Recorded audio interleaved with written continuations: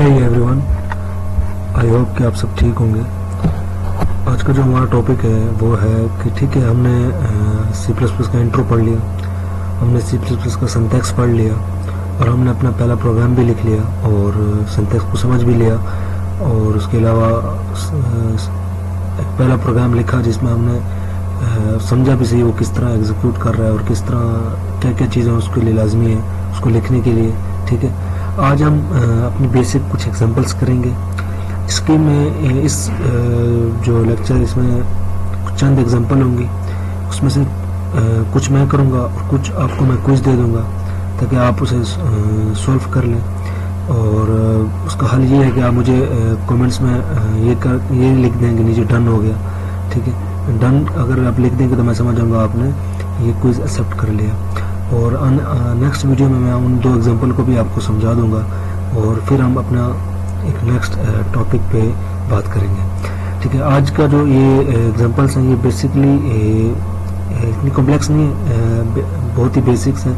बस सिंपली आपको एक चीज़ करनी होगी कि आपको अगर आपको समझ आ गई तो आपको बैठना होगा, बैठकर आपको पेपर देखकर उस पेपर चीज़ों को कैलकुलेशन करनी होगी, फिर उसे एग्जीक्यूट करें।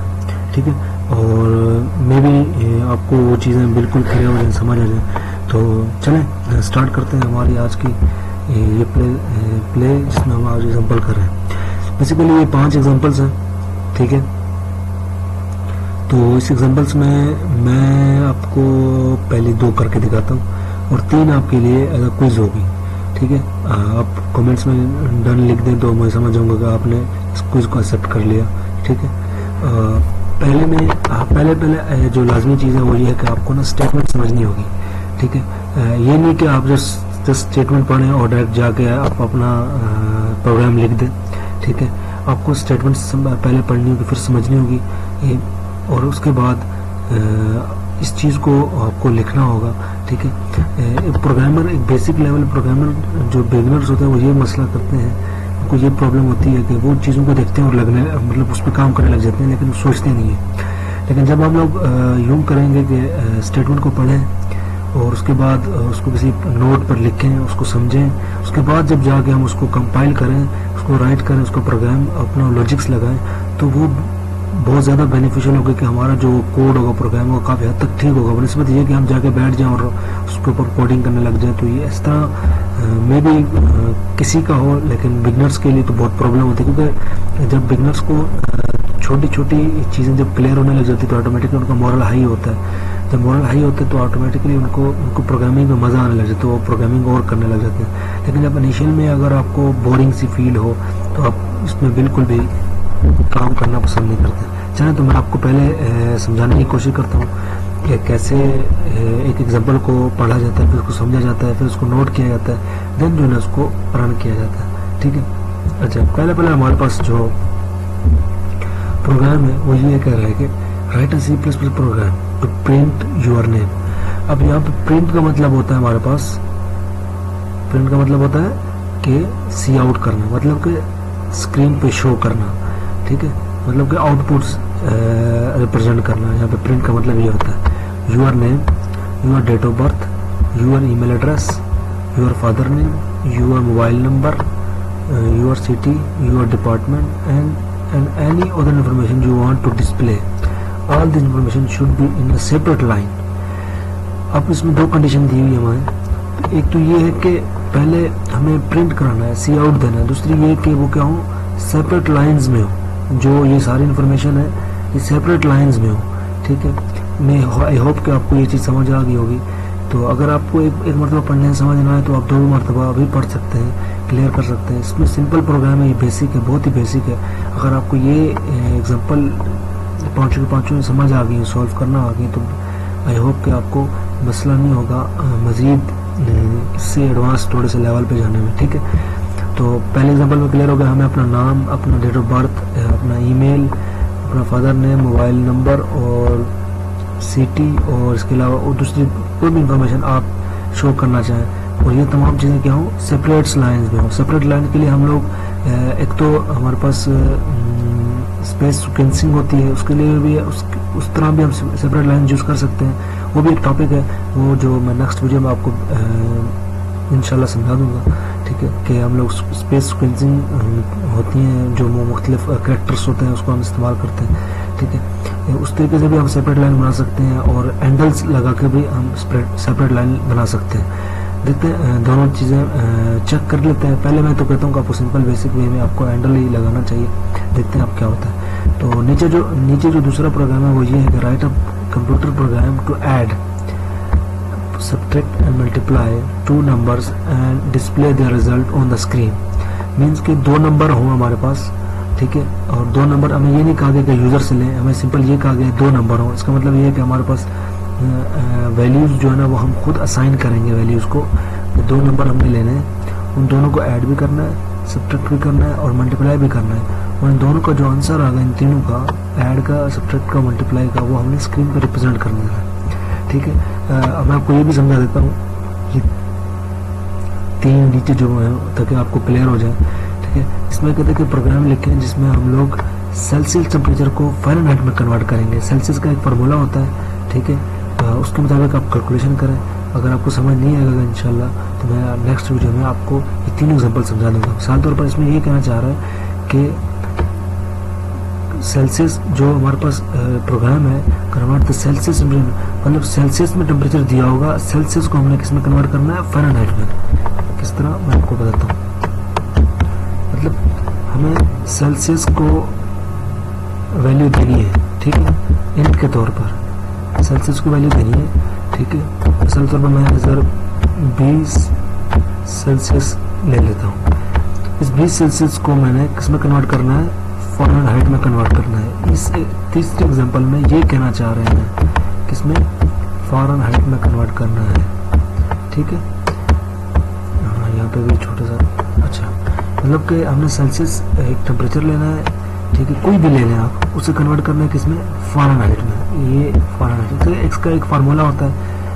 आई होप कि आपको ये चीज़ समझ आ गई होगी कि ये क्या कहना चाह रहे हैं। और नीचे जो दूसरी फोर्थ एग्जांपल है वो ये कहना चाह रहे हैं कि write a program to calculate the radius of the circle, ठीक है, क्या चीज़, रेडियस ऑफ द सर्कल। और जो तीसरी हमारे पाँचवीं हमारे पास है कि हमने ना रुपीज़ को कन्वर्ट कर देना इनको डॉलर में, मतलब कि हमने रुपीज़ लेने हैं, रुपीज़ को कन्वर्ट कर देना हमें डॉलर में, मतलब डिवीजन करनी होगी, रुपीज़ को डिवाइड कर देंगे डॉलर की वैल्यू से, ऑटोमेटिकली हमारे पास क्या आ जाएगा, डॉलर की वैल्यू हो जाएगी, हमें उसके प्रिंट आउट करा देना है। चले तो हम लोग, मैं आपको पहली दो एग्जांपल समझाता हूँ, ठीक है, उसके बाद मैं आई होप कि आप ये तीनों कर पाएंगे, तीसरी, चौथी और पाँचवीं, और नेक्स्ट वीडियो में आपको ये एक्सप्लेन भी कर दूँगा इन तीनों को, ठीक है। तो ये रही हमारी, पहले हमने हैश इंक्लूड स्ट्रीम लगाई, हमने हेडर फाइल लगाई, फिर हमने लाइब्रेरी लगा दी, उसको हमने मेन फंक्शन लिखा, ठीक है। अब हमें सी आउट कराना था, प्रिंट कराना था, नेम, ईमेल एड्रेस, ठीक है, नंबर, ठीक है।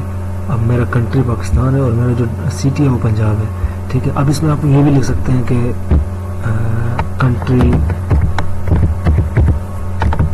कंट्री भी लिख सकते हैं इस तरह, और सिटी भी लिख सकते हैं, और यहाँ पे भी ये भी लिख सकते हैं कि प्रोफेशन क्या चीज़ है, प्रोफेशन। तो मेन जो डिफरेंस है वहाँ पे ये कहा गया था कि सेपरेट लाइन में शो। मैंने आपको समझाने के लिए मैंने दो में पहले यहाँ पर और यहाँ पर हैंडल लगा दिया है, लेकिन इधर नीचे हैंडल नहीं लगाया। तो मैं ये आपको ये प्रेजेंट कर देता हूँ कि किस तरह सेपरेट लाइन बनाने के लिए हम हैंडल लगा के किस तरह हेल्पफुल होती है और किस तरह हेल्पफुल नहीं। चलें इसको रन कर दें, और ये रन हुआ, ये देखें कोड भी दबा से ये नेम आ गया, ठीक है। ईमेल एड्रेस, हैंडल लगाने से ये दो चीज़ें सेपरेट हो गई, लेकिन क्योंकि हमने यहाँ पे हैंडल नहीं लगाया हुआ था तो ये चीज़ें मिक्सअप हो गई आपस में। देख सकते हैं कि ये नंबर आ गया, ये कंट्री आ गया, ठीक है, और ये सिटी आ गया। जैसे हम यहाँ पे हैंडल लगाते हैं, ठीक है, तो ऑटोमेटिकली हमारे पास ये सेपरेट हो जाएंगे सारे।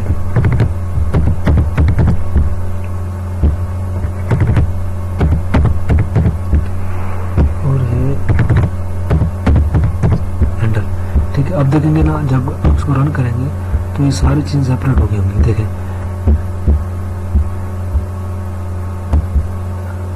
कोड विद अब्बासी @gmail.com, और ये नंबर आ गया, ठीक है। और इसके अलावा ये हमारे पास पाकिस्तान आ गया कंट्री के नाम से, ठीक है। और ठीक है, और ये सिटी पंजाब आ गया, और प्रोफेशनल प्रोग्रामर आ गया। तो हमने अपनी पहली एग्जांपल लिख ली कि हमने प्रिंट आउट कराना था अपना नाम, ईमेल, नंबर, कंट्री, सिटी और प्रोग्राम प्रोफेशन, तो इनको सेपरेट लाइन में रिप्रेजेंट कर दिया, क्या लगा के, एंडल लगा के, ठीक है। और नेक्स्ट हमारे पास जो एग्जांपल है, जो हमने क्या करना था, तो नंबर लेने थे, ठीक है, तो नंबर लेने थे और उनका मल्टीप्लिकेशन, सम और डिवीजन सब्सट्रैक्शन करवानी थी, ठीक है। तो मैंने फिर वही किया, सिंटैक्स बेसिक C++ का लिखा, और इसके बाद मैंने दो नंबर लिए, ए और बी। ए की जो वैल्यू को 2 दिया और बी की वैल्यू को 3 मैंने दिया। आप इस तरह भी कर सकते हैं कि आप सिर्फ कोलन लगाकर मतलब कि इंटीजर ले सकते हैं, और इसके अलावा आप ये भी कर सकते हैं कि अलग अलग भी कर सकते हैं, मतलब यूँ भी कर सकते हैं, ठीक है। अगर आपको यूँ पसंद ना हो, अगर मतलब आप चाहते हैं कि आपको कोड ज़्यादा लंबा का ना हो, तो आप सिंपली कोलन लगा दें। तो इस तरह भी आप मिलियंस, मतलब नंबर्स ऑफ मिलियंस से समझ लें, मिलियंस आप वेरिएबल्स ले सकते हैं अपने, मतलब कि डिक्लेयर कर सकते हैं इधर अपने फंक्शन इंट में, ठीक है। तौर पर इस फॉर्म में भी लगा सकते हैं, जिसमें पहले हमने उसमें फॉर्म में लगा सकते हैं। अच्छा, फिर हमने निकालना क्या, हमने सम निकालना है, मल्टीपल निकल डिवीजन, इन सब की वैल्यू हमें क्या चाहिए, इंटीजर में। मैं आपको डेटा टाइप भी समझाऊंगा नेक्स्ट वीडियो में। मैं आपकी वीडियो हमारी जो होगी वो डेटा टाइप पर ही होगी, ठीक है। सम, मल्टीपल और डिवीजन, ठीक है, सब्ट्रैक्शन भी होगी उसका मतलब। अच्छा, मतलब मैं चाहता हूँ कि दो जब आपस में सम हो तो उसकी जो वैल्यू होगी वो किसमें स्टोर हो जाए, सम में, या आपस में मल्टीप्लाई हो तो उनकी वैल्यू किसमें हो जाए, मल्टीप्लाई में स्टोर हो जाए, या तो आपस में डिवाइड हो तो इसकी वैल्यू किसमें स्टोर हो जाए, डिवीजन में। इस तरह इसको रिप्रेजेंट करने के लिए मैंने यहाँ लिखा, देखें, ए और बी को मैंने सम किया तो उसकी वैल्यू किसमें रिप्रेजेंट सेव हो गई, सम में सेव हो गई, ठीक है। मिसाल तौर पर अगर 2 और 3 जब 5 होंगे तो ऑटोमेटिकली इनकी जो दोनों की वैल्यू है ना, वो ऑटोमेटिकली किसमें चली जाएगी, सम में चली जाएगी, ठीक है। अब जब मैं 2 और 3 को डिवाइड करूँगा, ठीक है, तो इनके इन दोनों के डिवीजन का जो आंसर आएगा वो किसमें हमारे पास सेव हो जाएगा, वो डिव में सेव हो जाएगा।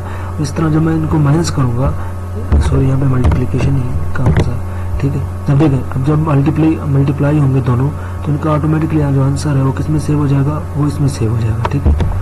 इसमें मैंने 1 लिखना था, इसमें मैंने डिवाइड, ठीक है। अब 2 मल्टीप्लाई होंगे, मतलब 2 3 या 6 होता है, 6 वैल्यू किसमें स्टोर होगी, ये मतलब मल्टीप्लाई में स्टोर हो जाएगी।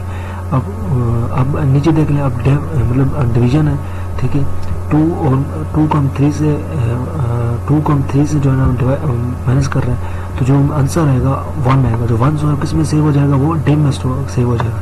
ये जब ये वैल्यू, अब इसमें 5 सेव है, ठीक है, इसमें 6 सेव है, और इसमें जो है ना 1 सेव है, तो -1 भी आज हो सकता है, क्योंकि अगर ये आप इस पे कंपाइलर पर वो कितना एफिशिएंट है कि वो माइनस में वैल्यू शो करता है कि नहीं करता, ये भी हम देखते हैं, ठीक है।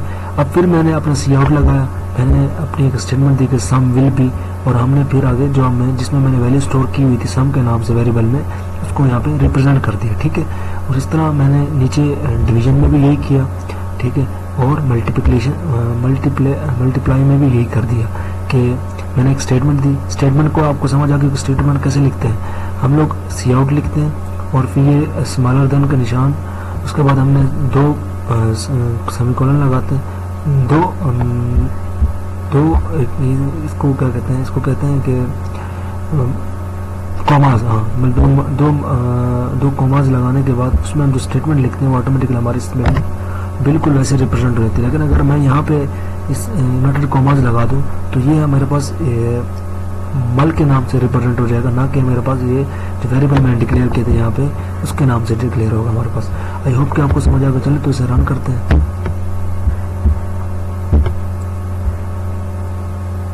ये देखिए, sum will be 5, division will be -1 और मल्टीप्लाई विल बी 6। अगर मैं चाहता हूँ इनको अलग अलग सेपरेट लाइन में हो तो मैं यहाँ पे हैंडल का यूज़ कर सकता हूँ, ठीक है, ताकि मेरा आंसर जो है ना वो मज़ीद क्लियर कट हो जाए। अब इसे रन करते हैं। अब देखें सम विल बी 5, ठीक है।